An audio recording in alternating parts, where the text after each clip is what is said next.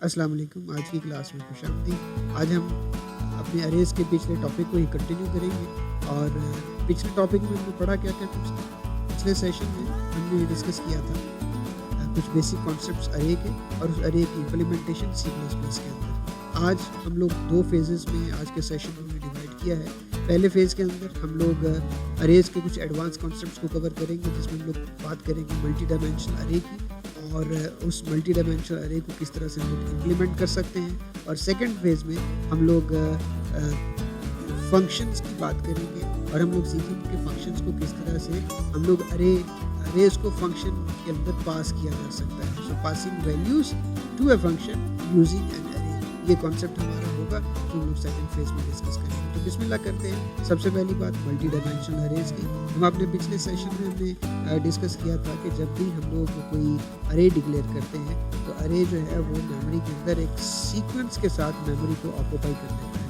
तो मेमोरी में सीक्वेंस के साथ मेमोरी को ऑक्यूपाई कर लेता है। सो अरे का यही एडवांटेज है हमारे पास कि हमें हम लोग अरे को इस्तेमाल करते हुए मेमोरी को बेहतर तरीके से इस्तेमाल कर सकते हैं और ज़्यादा ऑप्टिमाइज तरीके से इस्तेमाल कर सकते हैं। सो अरेज को डिक्लेयर करने का बड़ा आसान तरीका था जो लास्ट टाइम हमने डिस्कस किया कि हमें सबसे पहले डेटा टाइप मेंशन करनी है और उसके बाद हम लोग स्क्वायर ब्रैकेट को यूज़ करते हुए यहाँ पर एन जो है वो बेसिकली लेंथ ऑफ अरे है। अरे का ये साइज जो है ये कितना होगा, ये हमारे पास एन की तादाद होगी। सो एन जो है बेसिकली 0 से शुरू होता है एन ऑनवर्ड 1 2 3 4 5 चलता जाएगा। अब ये अगर हम लोग इस अरे की बात करें तो टोटल हमारे पास ये एलिमेंट्स की तादाद हमारे पास जो है वो है 7। तो फ़र्ज़ करते हैं ये हमारा एक इंटीजर है, तो एक ऐसा अरे है जो इंटीजर बेस है। तो इंट हमारे पास अरे का नाम हम लोग रख लेते हैं ARR और लेंथ इसकी है 8। ये था हमारा प्रीवियस कॉन्सेप्ट। आज हम लोग बात करेंगे, इससे आगे बढ़ेंगे, आज हम इससे आगे चलेंगे और हम लोग बात करेंगे मल्टी डायमेंशनल अरेज की। सो मल्टी डायमेंशनल क्या है, ये अगर हम लोग तसव्वुर करें कि ये जो सिनेरियो था जिसमें हमने एक सिंगल एन वैल्यू जो है अरे की लेंथ की शक्ल में हमने मेंशन की थी, तो ये हमारा एक सिंगल डायमेंशन अरे इसको कह सकते हैं। तो मल्टी डायमेंशनल अरे बिल्कुल ऐसे ही है कि ये हमारा एक अरे होगा जो कंसिस्ट होगा मल्टीपल रोज के ऊपर और मल्टीपल कॉलम्स के ऊपर। तो ये जो तसव्वुर है ये हमारे मैट्रिक्स का कॉन्सेप्ट हो जाता है। तो ये हमारा अरे जो है ये हमारा एक मल्टी डायमेंशनल अरे हो सकता है।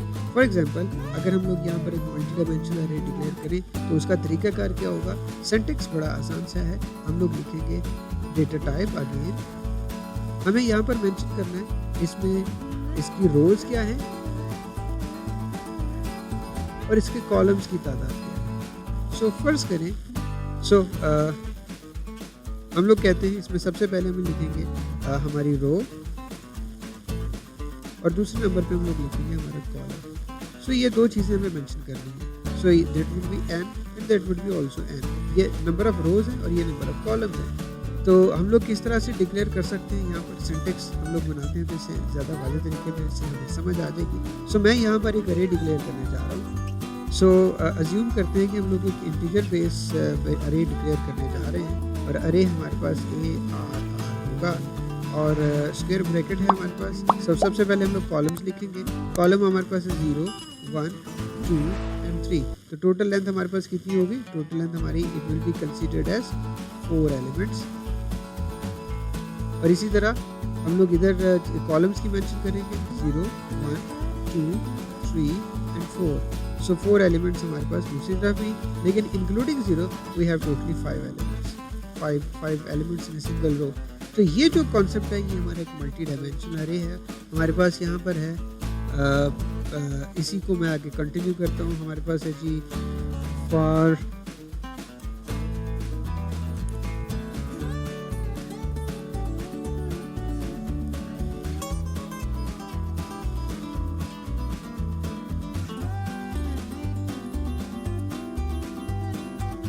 जी कंटिन्यू करेंगे। इंटीजर है हमारे पास, इंटीजर हम लोग ARR की बात कर रहे थे। सो ARR हमें 4x4 का एक अरे चाहिए, 4x5 का।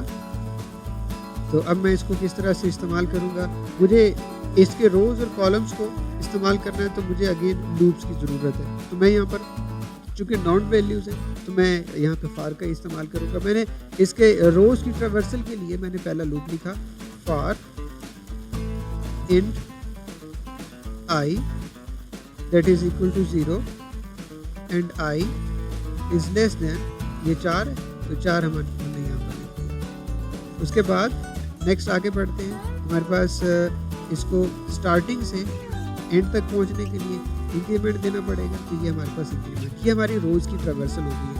अब हर रो हमारी कंसिस्ट है कॉलम्स के ऊपर। ये हमारी फर्ज करें एक रो है और ये रो आगे डिवाइड हुई है कॉलम्स के ऊपर। सो हम लोग कहते हैं पहली रो पकड़े और उस पहली रो के अंदर जितने भी अवेलेबल कॉलम्स हैं उनकी ट्रावर्सल करें। सो अब कॉलम्स की बात होगी, तो इसके अंदर एक सब लूप, मैंने नेस्टेड लूप एक और ऐड किया, जो भी हमारे पास फार का ही होगा। Let me write it as J, let me write it as J int j that is equal to 0, j is less than, हमारे पास लास्ट वैल्यू 5 है, तो मैंने लेस देन 5 कहा। और स्टार्ट से लास्ट वैल्यू तक पहुंचाने के लिए हमें इंक्रीमेंट देना पड़ेगा, दिस इज इंक्रीमेंट। सो पहली बॉडी हमारी ये शुरू हुई, दूसरी बॉडी हमारी ये शुरू हुई। अच्छा जी, अब इसको ये हमारा लूप हो गया, हम अब इसको प्रिंट करेंगे। तो मैंने कहा सी आउट प्रिंट करे, इसको प्रिंट करें ARR का रो कौन सी है जी, ये हमारा रो की ट्रावर्सल है और ये हमारे कॉलम की ट्रावर्सल है। सो रो हमारे पास आई में जा रही है, हमने कहा आई में इस वक्त जो भी वैल्यू है उसके अगेंस्ट जे में आगे जो भी कॉलम उसका बनता है उस लोकेशन पे जो डेटा पड़ा हुआ उसको स्क्रीन के ऊपर राइट करना। ये हमने सिंपली यहाँ पर लिखा। ये हमारा पहला लूप क्लोज हुआ, दैट इज दिस वन। ये हमारा पहला लूप, ये दूसरे वाला लूप था, ये दूसरे वाला यहाँ पे क्लोज हुआ। ये हमारा पहला लूप था और ये पहला लूप हमारे पास यहाँ पे क्लोज हुआ। ये एक सिंपलेस्ट वे है कि किस तरह से हम लोग मल्टी डायमेंशनल अरे को इस्तेमाल कर सकते हैं। ये बेसिकली 2 डायमेंशनल अरे है जिसमें कि हमारे पास रोज और कॉलम्स का कॉन्सेप्ट होगा। इसी तरह से हमारे हम लोग ले जा सकते हैं टुवर्ड्स एन डायमेंशन। हम लोग आगे बढ़ते हैं और हम लोग बात करेंगे इसको किस तरह से हम लोग पास कर सकते हैं वैल्यूज़ को किसी भी फंक्शन के अंदर। तो दूसरा फेज़ की बात करें कि पासिंग वैल्यूज़ बाय फंक्शन किस तरह से हो सकता है।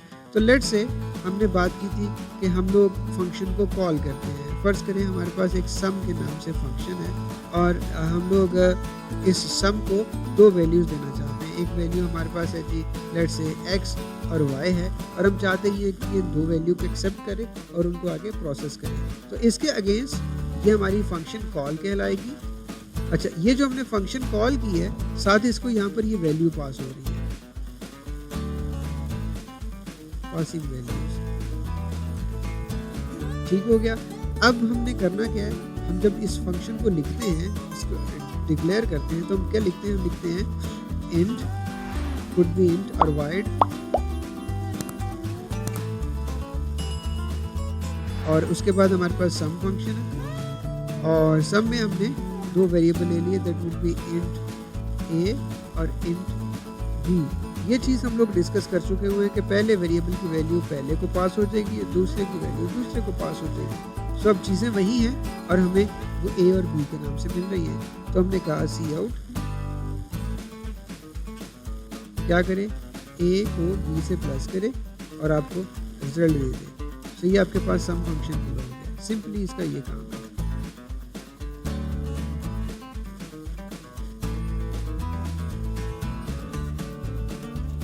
ये हमारे पास रिजल्ट आ गया। ये इसको वैल्यूज हमने एंटर देनी है, 5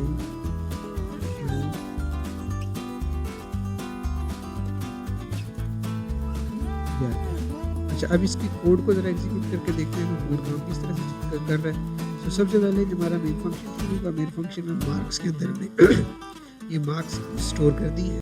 उसके बाद हमने डिस्प्ले मार्क्स के इस फंक्शन को कॉल किया। ये हमारा डिस्प्ले फंक्शन है डिस्प्ले मार्क्स का, और हमने इंटीजर टाइप एक एम अरे लेके आ रहे हैं जो कि 5 एलिमेंट्स पर है। अब ये देखिए यहाँ पर जो मार्क्स का हमारा ये जो वेरिएबल नोन है ये अरे के 5 एलिमेंट्स के साथ, तो हमने वही 5 यहाँ पर पास कर दिए।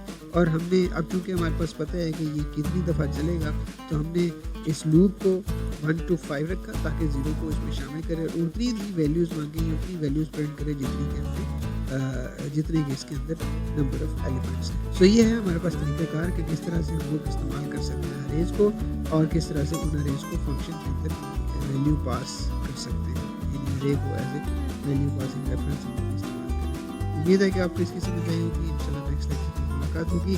अपना ख्याल रखिएगा।